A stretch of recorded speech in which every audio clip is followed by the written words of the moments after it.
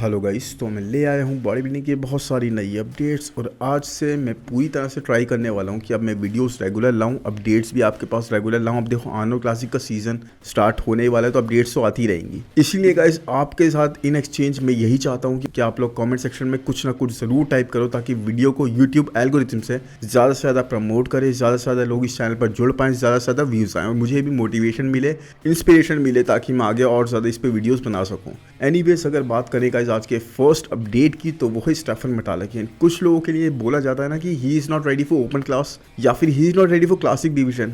ये I think Stephen metallic लौटे ऐसे बॉडी बिल्डर हैं जिनके लिए इससे ऑपोजिट बोला जाएगा। मतलब मैं इनके लिए ये तक बोल सकता हूँ कि open division is not ready for him guys. सच में इतने ज़्यादा इंप्रेसिव ये लग रहे हैं, he is an explosion himself. आप ये अपडेट देखो कितने ज़्यादा मैसिव यहाँ पर दिखाई दे रहे हैं। सच इंप्रेसिव ग्राफ ऑफ इंप्रूवमेंट्स, वो भी इतनी ज़्यादा मसल मास, इतनी ज़्यादा थिकनेस, और वो भी इतने कम टाइम पीरियड में गाइस। मतलब आप अगर अंदाज़ा लगाओ तो मिस्टर ओलंपिक से 2-3 महीने पहले से ये अपने फ्रेम पर मसल मास ऐड करने में लगे हुए हैं। And it's been like what 5 months, maximum 6 months, और मसल मास देखो कहाँ से आप कंपेयर करोगे। इतनी ज़्यादा थिकनेस ऐड करी जा चुकी है। आई मीन कुछ एथलीट्स को गाइस साल दर साल लग जाते हैं, उसके बाद भी इतनी मसल मास वो ऐड नहीं कर पाते। चाहे आप देख लो रफाएल बेंडो को, हॉर्स एमडी को, जेम्स हॉलिंगसेट को, रीगन ग्राइम्स को। आई मीन ये सभी गाइस बहुत ज़बरदस्त ओपन डिवीजन के बॉडी बिल्डर्स हैं, बट इतनी ज़्यादा मसल मास अभी तक वो अपने फ्रेम पर ऐड करने में लगे ताकि उनका फ्रेम फुलर साइड पे दिखाई दे। आई मीन सैमसन डॉटर का लेवल आई थिंक मैं कंपेयर कर सकता हूँ इनसे,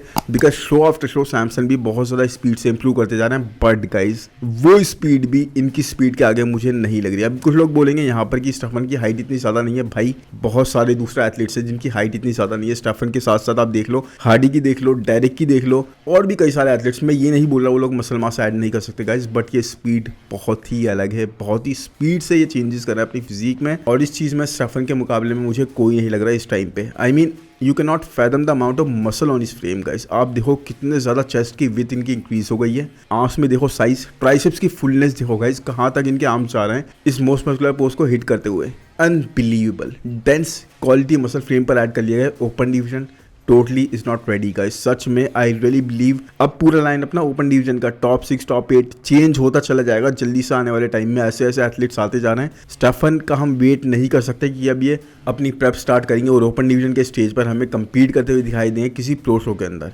क्योंकि स्टेफन गाइस आई थिंक मुझे अभी लग रहा है अभी बहुत अच्छी मसल मास ऐड कर चुके हैं, फुलनेस ऐड कर चुके हैं, बट इसको थोड़ा और इन्हें सीजन करना चाहिए। एटलीस्ट कम से कम गाइस 4 से 5 महीने और इसको टाइम देना चाहिए और अपने मसल को पीटना चाहिए और बहुत ज़्यादा डेंस मसल करने के बाद अपने स्टेज पर आना चाहिए। अभी मेरे को लग रहा है और ज़्यादा स्कोप है। उनका फ्रेम अभी रुकना नहीं चाहता। अगर आपका फ्रेम रुकना नहीं चाहता, आप मसल मास और ऐड कर सकते हो, तो उस टाइम को आपको बेटर वे में यूटिलाइज करना ही चाहिए अपने ऑफ सीजन को। Just because you are looking really big, आपको स्टॉप नहीं करना चाहिए। अगर आप इसको और यूटिलाइज कर सकते हो, अभी सीजन देखो स्टार्ट ही हुआ है गाइस, बहुत सारे शोज होने वाले हैं, बहुत सारे।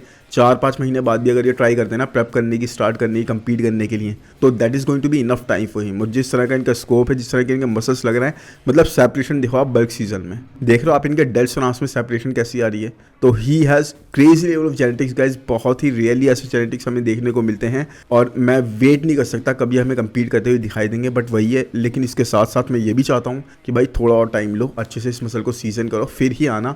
जल्दबाजी करने का कोई फ़ायदा नहीं है यहाँ पर, स्पेशली जब आपके साथ एज भी आपकी साइड पर हो और कोई ऐसी प्रॉब्लम आपके साथ हेल्थ कंडीशन चल नहीं रही है, तो आप पूरा अच्छे से टाइम दे सकते हो इस चीज़ को। एनीवेज, अगर इसके बाद बात करेगा तो मैं आज बात करना चाहूँगा डेरिक लंसफर्ड की, यानी हमारे 2023 के मिस्टर ओलंपिया चैंपियन और ओनली चैंपियन जिन्होंने 212 डिवीजन का टाइटल भी जीता और साथ में मिस्टर ओलंपिया का टाइटल भी जीता है। अब देखो इन्होंने काफ़ी लंबा एक ब्रेक ले लिया था मिस्टर ओलंपिया के बाद से, क्योंकि इनको इस चीज़ ने बहुत ज़्यादा हार्ड हिट करा था कि ये टाइटल नहीं जीतो और सेकंड भी वहाँ पर प्लेस नहीं हुआ। अब देखो इस वीडियो को देखो आप।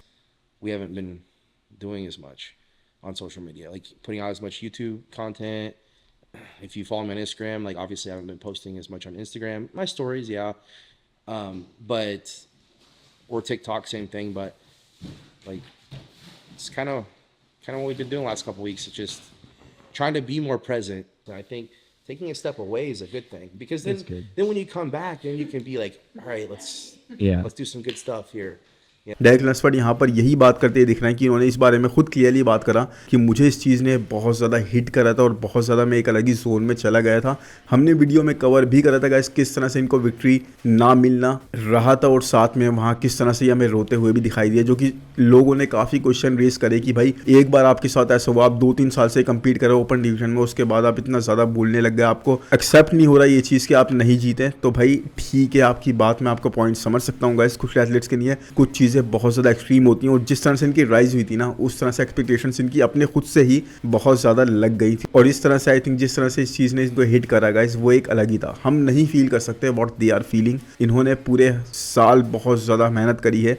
डायरेक्ट ने, ठीक है मैंने पूरे साल इनको शायद क्रिटिसाइज़ करा या फिर जो भी बोला कंस्ट्रक्टिव क्रिटिसिज्म दिया, लेकिन guys eight the same time मैंने इस चीज़ को हमेशा एक्सेप्ट करा है, कभी भी डिनाई नहीं करा कि direct has been one of the hardest working body builder of current time. पूरे साल इन्होंने बहुत ज़्यादा हार्ड वर्क करा गाइस। आर्नो क्लासिक वगैरह में कम्पीट नहीं करा और किसी भी शो में कम्पीट नहीं करा, जबकि एक जो मोमेंटम लेके चल रहे थे ना, कहीं पे भी कम्पीट करते तो कोई भी चेक आराम से कैच कर सकते थे। बट अब गाइस जिस तरह से इनका स्कोप जा रहा है और हैनी रैमबोर्ड ने जिस तरह से रिटायरमेंट अनाउंस कर दिया guys, I am going to be brutally honest, I think direct के लिए आने वाला टाइम और ज़्यादा डिफिकल्ट होने वाला है। टॉप 5 टॉप 6 क्रैक करना भी इनके लिए मुश्किल हो जाएगा unless and until he gets a really good coach like Hani Rambod.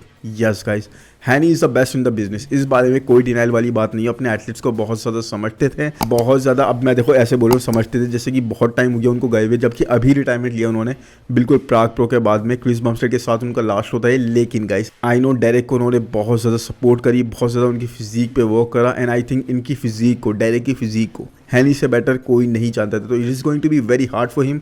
इनको एक बहुत ही ज़बरदस्त कोच ढूंढने पड़ेंगे, लेकिन अब इतने ज़्यादा ऑप्शंस, इतने अच्छे वाले जो आप पे इतना ज़्यादा ध्यान दे सकें, वो बचते नहीं है गाइस। क्योंकि देख लो आप पिटौर को देख लो, स्टेफन किन्जो वगैरह को देख लो, किसी को भी देख लो, बहुत सारे एथलीट्स को एक साथ ये ट्रेन करते आ रहे हैं। साथ में एक क्वेश्चन ये भी उठ रहा है कि क्या डायरेक्ट को अपने मोमेंटम को रीगेन करने के लिए कम्पीट करना चाहिए आर्नो क्लासिक में। तो भाई सैमसन जबकि वहाँ पे कम्पीट कर रहे हैं, चलो Hadi Choopan is not competing, but Samson वहाँ पे कम्पीट कर रहा है और सैमसन जिस तरह की अभी एक स्पीड पर है ना, मुझे नहीं लग रहा गाइस कि अभी उस माइंडसेट के जोन में है वो कि वो इस वक्त सैमसन को बीट कर सकते हैं। इस वक्त सैमसन को आई थिंक बीट नहीं करा जा सकता। डायरेक्ट को सुपीरियर लेवल की इंप्रूवमेंट्स चाहिए एंड डायरेक्ट को मेरे हिसाब से गाइस अगर वो इंप्रूवमेंट्स करनी है तो हो सकता है नेक्स्ट ईयर का ओलंपिया तक स्किप करना पड़ जाए, ताकि अपर बॉडी ठीक है लेकिन लोअर बॉडी में उस तरह की मसल मास जो उनको प्रोपोर्शनेट दिखाए वो ऐड करने के लिए guys. Because I don't think legs इतनी जल्दी इंप्रूवमेंट्स दिखा सकते हैं। हमने देखा निक ने भी पूरे साल ट्राई कर, लेकिन ऐसी इंप्रूवमेंट्स लेग्स में उनके नहीं दिखाई दी, even though he did not compete उसके बाद भी गाइस। लेकिन डायरेक्ट के साथ भी हमने यही चीज़ देखी, पूरा साल इन्होंने लगाया, लेकिन लेग्स के मामले में हमें लास्ट ईयर से भी थोड़े स्मॉलर साइड पे ही दिखाई दिए। तो अब डायरेक्ट को यही है गाइस, इस चीज़ पे टाइम देना चाहिए और इसके लिए अगर इनको स्किप करना चाहिए mister Olympia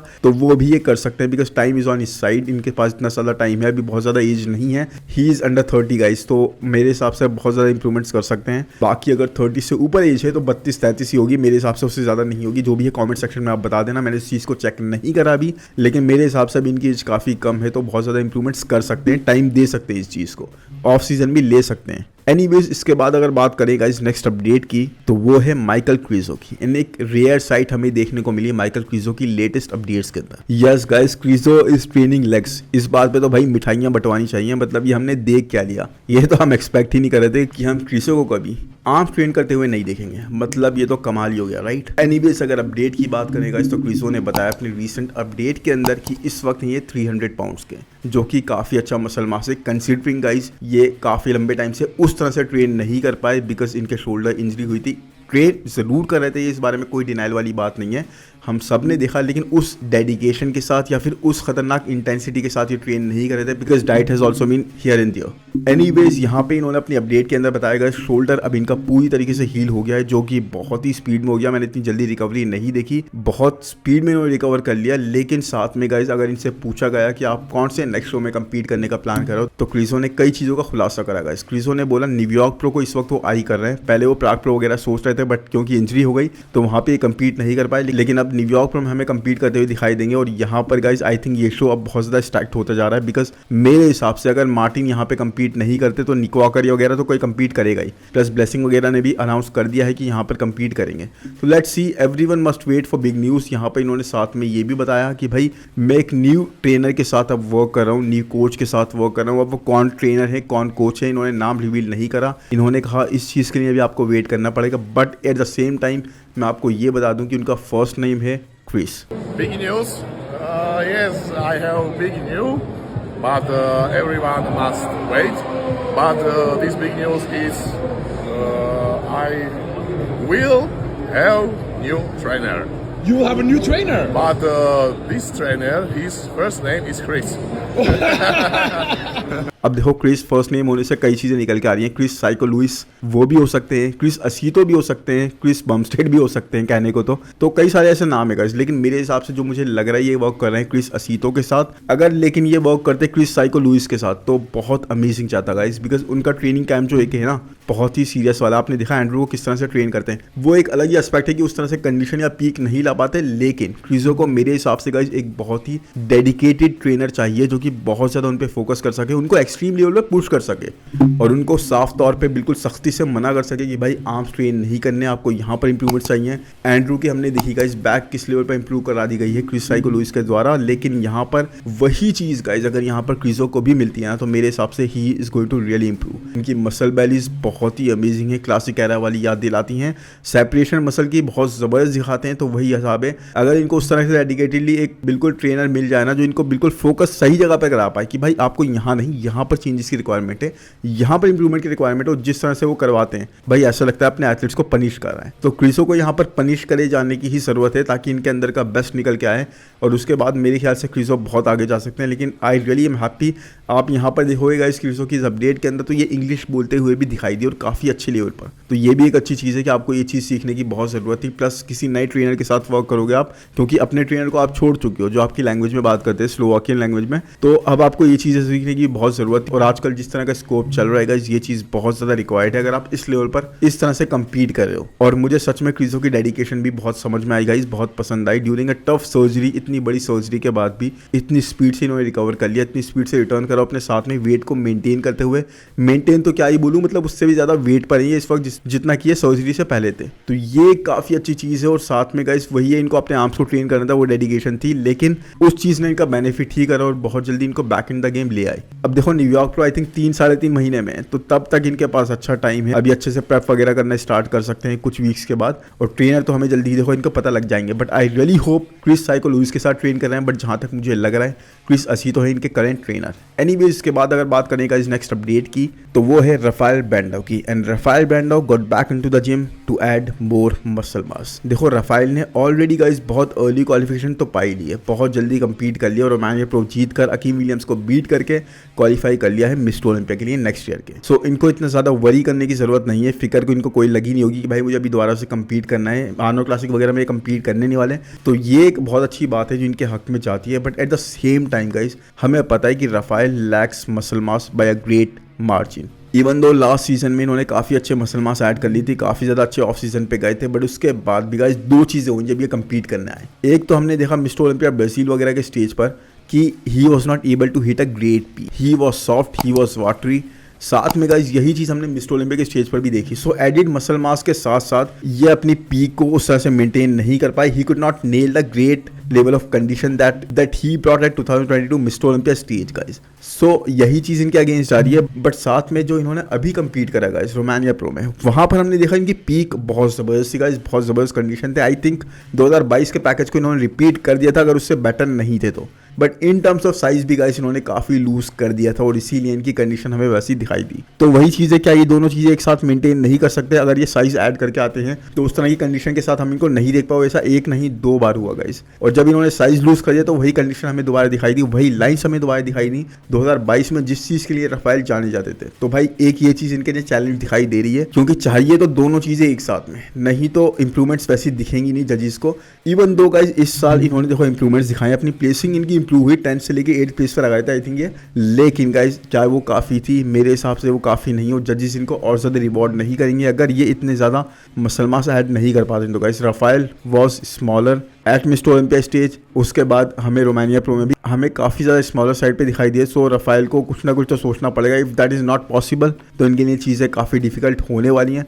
but he needs to really work hard guys and add on muscle mass, क्योंकि प्लेसिंग्स के इंप्रूव करने के बाद भी राफेल का ऐसा पैकेज हमने एक्सपेक्ट नहीं करता guys. We were expecting a bigger and more denser Rafael Brandao, जो कि हम नहीं देख पाए। एनीवेज इसके बाद बात करें गाइस अगर नेक्स्ट अपडेट की, तो वो है जॉन जूविट की। एंड जॉन जूविट मैन, इन्होंने अपनी 5 वीक्स आउट यानी 5 वीक्स मिस्टर ओलंपिया के बाद की पोस्ट मिस्टर ओलंपिया 5 वीक्स की अपडेट शेयर करी है। And even though guys John last year top 10 भी क्रैक नहीं कर पाए थे, but that was not something we expected to guys. या स्पेशली जितना टाइट लाइनअप होता जा रहा है वो लास्ट ईयर का था, उसके बाद हमने यही बोला था कि ये 11th वगैरह प्लेस पर प्लेस करेंगे, लेकिन गाइस नोवेयर मैंने ये बोला कि he did not impress us. Yes, in fact John ने बहुत ज़्यादा इंप्रेस करा हमें। टॉप 10 में कई सारे एथलीट्स ऐसे थे जिनसे ज़्यादा इंप्रेसिव प्रोग्रेस और पैकेज हमें जॉन जूविट का दिखाई दिया। And in this recent update guys 5 weeks after mister Olympia, John is looking insanely shredded and superbly in shape guys. I don't know why, क्योंकि देखो इन्होंने जो भी शो अभी अनाउंस करे हैं, जैसे कि टेक्सास प्रो वगैरह, इन्होंने बोला अगर मैं रेडी हो जाता हूँ तो